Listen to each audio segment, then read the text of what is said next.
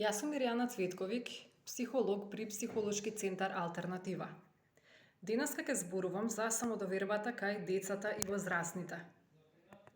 Самодовербата представува верба во себе, пропратена со чувство на контрола, чувство дека имате способности и знаење, дека ги познавате вашите снаги, но и недостатоци и севкупно имате позитивна слика за себе.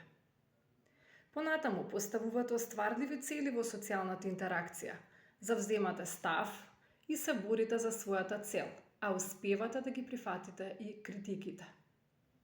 Високата или ниската самодоверба ретко е поврзана со реалните способности, а најмногу се заснова на самоперцепцијата.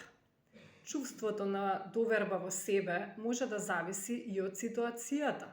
Од тука може децата или возрастните да се чувствуваат многу сигурни во некои области, например во училишниот успех, но немаат доверба во други области, например како да имаат успешен уметнички или спортски настап. Самодовербата на малите деца пак е во развој, како и личноста, но дури и тие имаат одреден интегритет и самодоверба, иако е мала колку зрно грашок.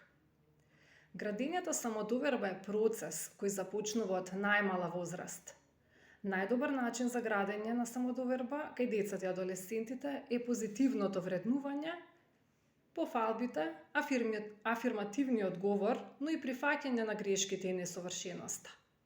Совршеност е идеал, а секое дете е посебно на свој уникатен начин. Понекогаш децата имаат потешкотија со оформување на сликата за себе. Некои знаци за ниско самопочитување може да бидат: претерано се фалат, срамежливо ги изнесуваат своите идеи, одбиваат да слушнат критика, перфекционисти се, не се вклучуваат во нови активности или се вклучуваат многу касно, социјално се повлечени, безусловно или некритички го следат лидерот, често се плачливи, имаат пониско внимание и концентрација.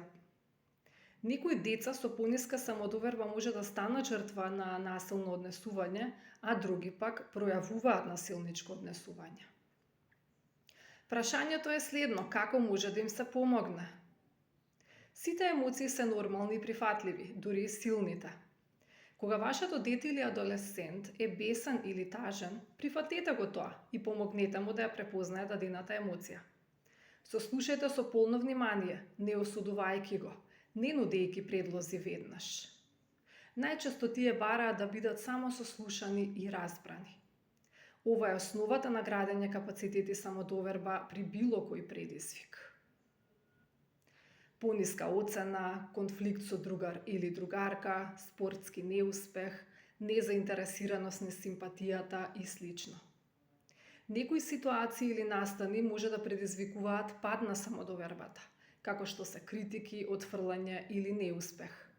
Овие предизвикувачи може да активираат негативни мисли и емоции кои ја поткопуваат компетентноста. Некои родители за своите деца водат дневник на активности или користат алатки за самооценување, што им помага за подобро справување со тригерите. Понекогаш и самодовербата на родителите се разнишува. Може да се прашувате дали сте добри родители, колку сте компетентни, но сепак самодовербата не е фиксна особина која ја имате или ја немате. Таа може да варира, зависно од расположението или од одредени ситуации.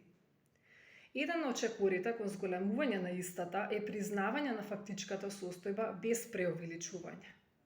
Вистинската самодоверба представува и признавање на присуство на стравот, а не негово негирање. Например, исплаша сум дали ќе останам смирен кога ќе се врати и ќе сподели со мене моето дете. Некои универзални совети за зголемување на самодовербата се: запишете мали, конкретни чекори на акција, вклучувајќи ја и временската рамка за остварување. За ни водете дневник или имајте чек-листа за самооценување. Од друга страна, најдете успешни модели и учете од нив. Тоа може да биде дете од оделението, родител од соседството или спортски идол. Искажете ги вашите чувства, верувања и потреби директно и со почит, но научете да кажете и не на неразумни барања, се извинувам. Најважниот клуч за развој на самодовербата е обидувањето и праксата. Пробувајте повторно и повторно и успехот е неминовен. Системски гледано, еден од причините за ниска самодоверба може да биде и повик за независност, осамостојување на детето, кое е можно преку постепена сепарација од родителите. Или ниска самодоверба во романтична врска кај млади возрастни, често може да апелира потреба за дозвола за сепарација од родителите. Ви благодарам на вниманието.